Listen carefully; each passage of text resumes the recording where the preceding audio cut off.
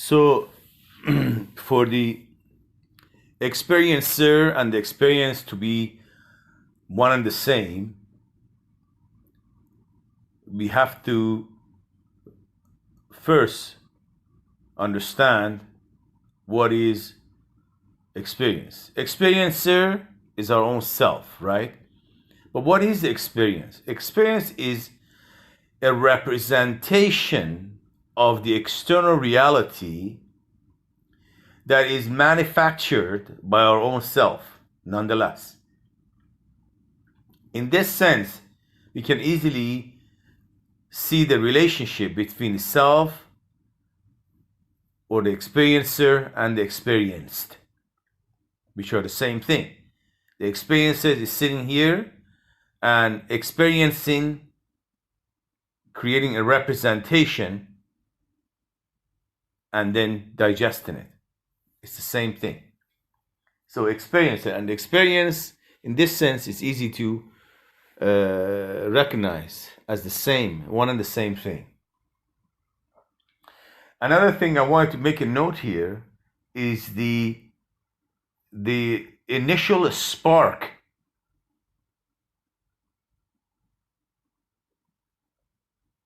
which sets fire aflame. That initial spark in the spiritual sense has to come from a source besides our own selves. Now, we have to take this explanation with a grain of salt, because the whole idea of besides our own selves really doesn't make any sense. But what does make sense is that fire cannot come into existence by itself. It needs an initial spark. Now, the spark for ourselves is the Word of God, the manifestation of God. That's where the source is. Once the spark has been applied and the fire starts, we have to keep the fire going. Feeding the fire means you need to do that on your own selves. You need to do that on your own self. The spark giving you that initial jump.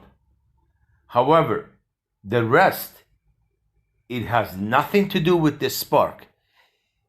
It has everything to do with how we feed the fire to increase the flames, to keep it going, or whatever you want to apply to that. So this goes back to the whole process of self-discovery. So self-discovery needs an initial spark of necessity. This is not an option.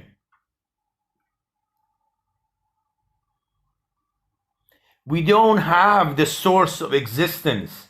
We don't have the source of discovery. We don't have that source, whatever you want to call that.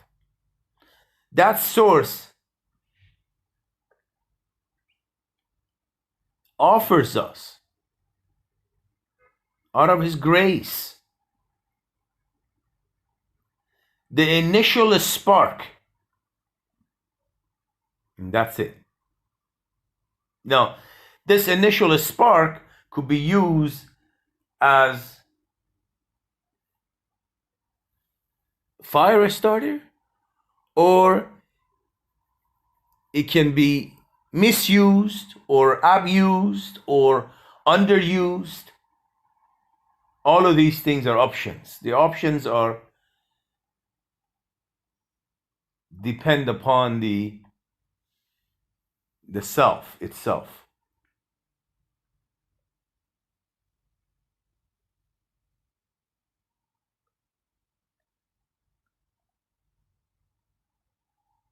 Now, this spark, evidently, happens in the contingent world. Has to be. So that means the spark, nonetheless, follows and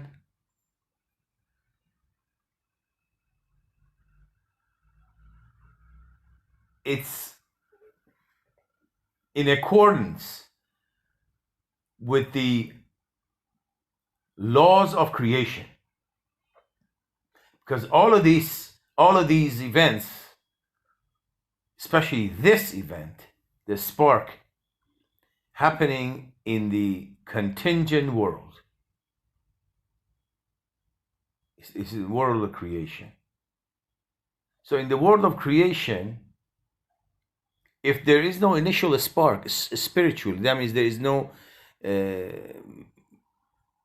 teachings of the manifestations, the revelation from God to man, then nothing will happen. You can have, just like saying that you can have a candle which is ready fuel, unless it's lit by an initial spark, it will not burn. You could sit there for eons, eternity, nothing will happen. It's there though, the candle is there, the fuel is there, all the molecular structures, everything is in place, but there is no spark. No, the candle itself is not capable of lighting itself. That's very important. Self-discovery only makes sense after we have been lit by that hand of power, that source. Otherwise, what's self-discovery?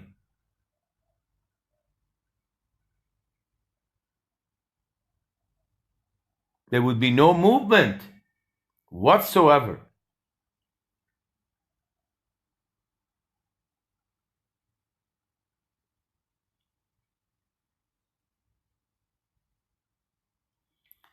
So the movement itself, we call it a spark, we can call it anything you want. You can call it the will of God. You can call it the divine power, whatever. It's just a name. Has to take place. That's the primal cause. Otherwise, nothing will follow. And it does make sense. It's very scientific. It's very logical.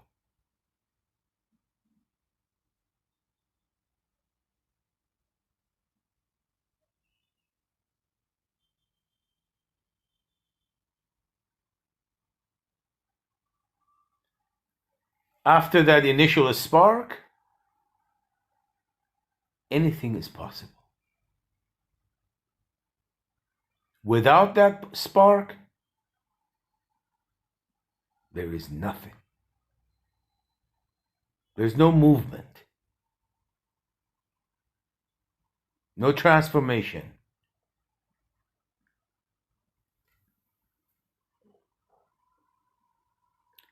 That's enough.